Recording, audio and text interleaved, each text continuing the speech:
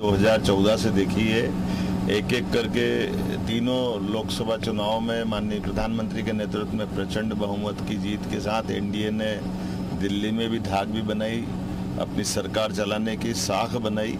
उसी सिलसिले में एक एक करके तीसरी बार भी राज्यों के चुनाव जब निर्वाचन के आ रहे हैं तो बिहार भी उसी कड़ी में शामिल हुआ, जो पूर्ववर्ती समय में हरियाणा, महाराष्ट्र, दिल्ली और अब बिहार ये बता रहा है कि माननीय प्रधानमंत्री के नेतृत्व में सुशासन की बयार जो चल रही है और तथाकथित कांग्रेस और उनके गठबंधन के दलों की जो कुव्यवस्थाएं हैं उससे जनता का मन टूट चुका है और एनडीए के साथ विकास के साथ कदम से कदम मिला करके न केवल देश के विकास बल्कि देश की सुरक्षा के साथ भी माननीय मोदी जी ने जो अपनी नीतियां लागू की है वाकई वो सबका मनोबल बढ़ाने वाली है।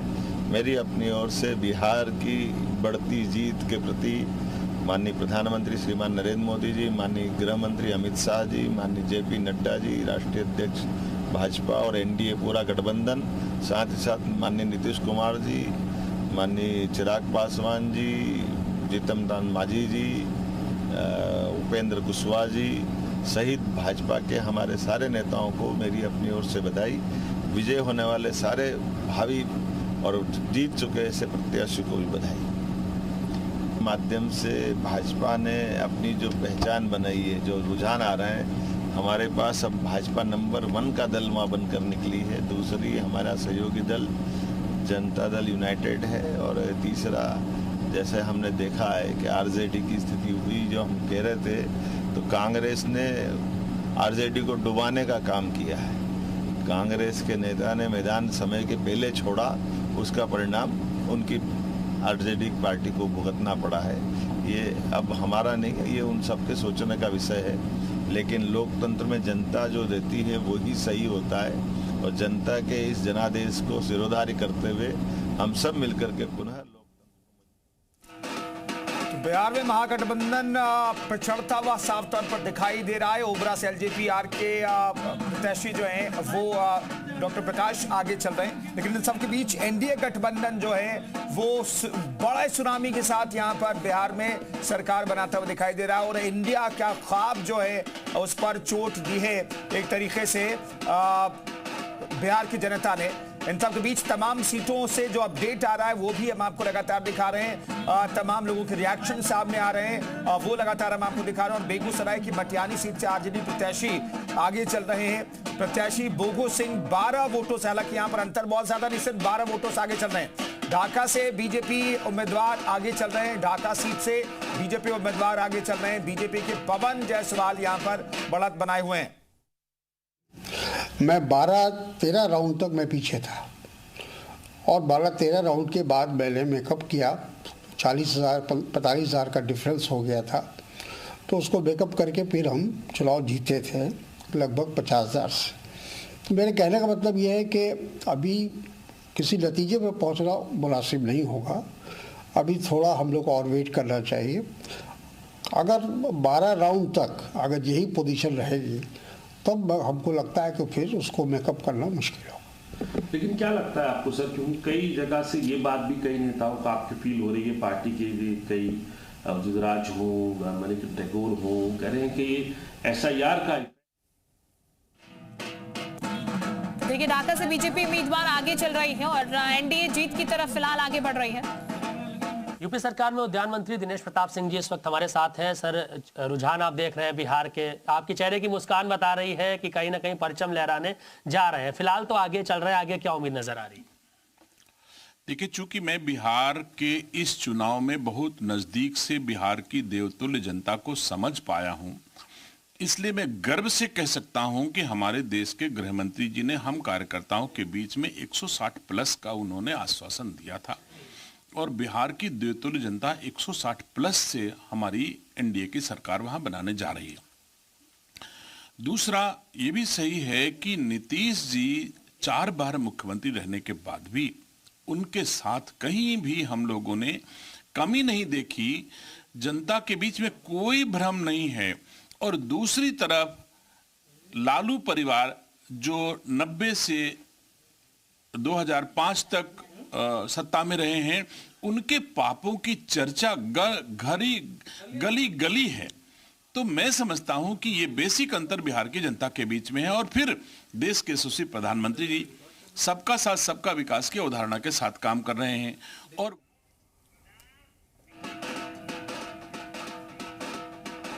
तो इस वक्त एक बड़ी खबर, सम्राट चौधरी 4700 वोटों से आगे चल रहे हैं, एक बड़ा मार्जिन लेकर चल रहे हैं तारापुर से बीजेपी के सम्राट चौधरी। इस वक्त ये काफी तगड़ा मार्जिन है जो कि जिससे वो बढ़त इस वक्त बनाए हुए हैं सम्राट चौधरी, वीआईपी सीट उनकी। और ये बता दें आपको फिलहाल एक अच्छा खासा मार्जिन जो है वो उनका चल रहा है। इसको बीट कर पाना थोड़ा सा मुश्किल होगा कैंडिडेट के लिए जो कि विपक्षी पार्टी का कैंडिडेट है, लेकिन ये मार्जिन जो है वो काफी बड़ा। अभी तक जो मार्जिन आप देख रहे थे वो 1000, 1500, 2000 ऐसा मार्जिन था, लेकिन ये 4700 का एक मार्जिन है जो कि बीट करना इतना आसान नहीं होगा। तो जीत की ओर अग्रसर है। ओबरा से एलजेपी आर अभी तक आगे चल रही है इस वक्त। ये एक और बड़ी खबर हम आपको दे रहे हैं, एलजेपी की आर डॉक्टर प्रकाश है जो कि इस वक्त अपनी बढ़त जो है वो बरकरार किए हुए हैं।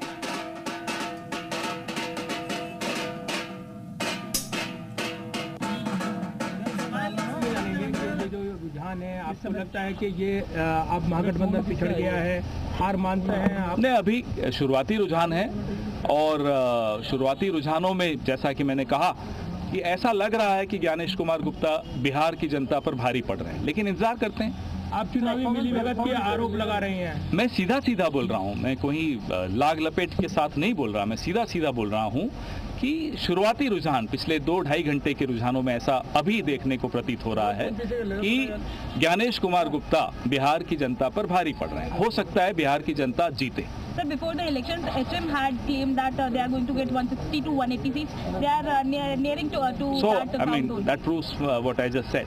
That only endorses what I just said. Sir, अब आगे क्या करेंगे? आगे की रणनीति क्या होगी? क्योंकि ज्ञानेश कुमार पे डायरेक्ट जो है वो आपने आरोप लगाया है। नहीं, आरोप नहीं लगा रहा, मैं तो ये देख रहा हूँ कि वो कितने इफेक्टिव हैं। जो वो कर रहे हैं वो कितनी बखूबी कर रहे हैं वो देखने को आज मिलेगा। तो सर आगे अब क्या आगे की रणनीति क्या? आगे की रणनीति आगे चर्चा करेंगे। आज फिलहाल नतीजों पर ही फोकस करते हैं। आगे की तो अभी से खींच निकाल रहे ज्ञानेश कुमार गुप्ता यानी कि चीफ इलेक्शन कमिश्नर पर ठीकरा फोड़ रहे कांग्रेस के तमाम नेता। तो अभी ये भी कह रहे हैं कि थोड़ा और इंतजार करने की जरूरत है, लेकिन इन सब के बीच मुख्य चुनाव आयुक्त को लेकर के भी तमाम निशाना साधा जा रहा है। और स्पीच आपको बता दें आज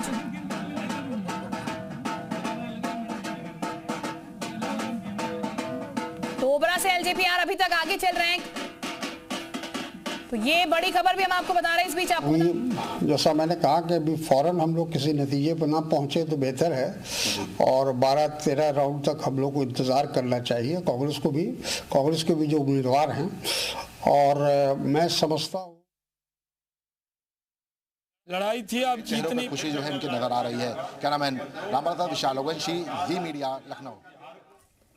तो देखिए फिलहाल बीजेपी जो है छातापुर से एक बड़ी खबर इस बीच आपको बता दें, छातापुर से बीजेपी के नीरज बबलू हैं जो कि अपनी बढ़त फिलहाल आगे बढ़ाए हुए हैं। आरजेडी के विपिन सिंह पीछे चल रहे हैं और इस वक्त बीजेपी का कमल खिलता हुआ देख, एनडीए की सरकार बनती हुई देख बीजेपी के तमाम जो नेता है वो उत्साहित नजर आ रहे हैं क्योंकि उनके बयान जो है वो आने शुरू हो चुके हैं। और जैसा कि बीजेपी लगातार पहले से भी कहती भी नजर आ रही है कि अगर आज बिहार की जनता ने फिर जनादेश दिया है।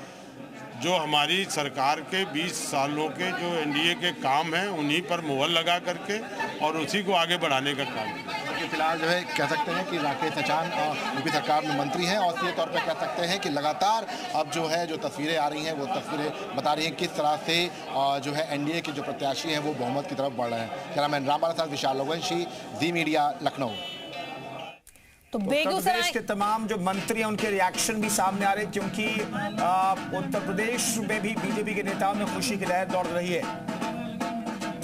बेगूसराय के माटियारी से आरजेडी प्रत्याशी फिलहाल आगे चल रहे प्रत्याशी भोगो सिंह 12 वोटों से आगे चल रहे हैं। हालांकि बहुत ज्यादा डिफरेंस नहीं है, 12 बहुत कम वोट है, लेकिन 12 वोटों से फिलहाल आगे चल रहे हैं और इसे बढ़ा पाते हैं या फिर कम हो जाता है ये डिजिट जो है वो ये देखने वाली बात होगी। लेकिन बेगूसराय के माटिहारी से आरजेडी प्रत्याशी हैं जो कि फिलहाल आगे चल रहे हैं भोगो सिंह, 12 वोटों से अपनी बढ़त फिलहाल बनाए हुए हैं। ये बढ़त और आगे बढ़ती है नहीं ये भी आने वाले समय पर, लेकिन ढाका से बीजेपी उम्मीदवार आगे चल रहे हैं। बीजेपी ढाका से अपनी बढ़त इस वक्त बनाए हुए बीजेपी के पवन जायसवाल यहां पर से अपनी बढ़त बनाने में कामयाब होते हुए नजर आ रहे हैं। आरजेडी के फैजल रहमान हैं जो कि फिलहाल पीछे यहाँ पर से चल रहे हैं और बीजेपी यहाँ पर से अपनी बढ़त बनाने में अभी फिलहाल कामयाबी हासिल कर रही है। लेकिन ये जो आंकड़ा सामने निकल के आ रहा है, इसमें बीजेपी के जो तमाम नेता हैं वो इस वक्त अपनी जीत सुनिश्चित मानकर अब चल रहे हैं, क्योंकि 11 बजे का समय हो चुका है और 12 बजे के बाद लगभग आप मानकर चलिए कि ये तकरीबन डिसाइड हो जाता है किसकी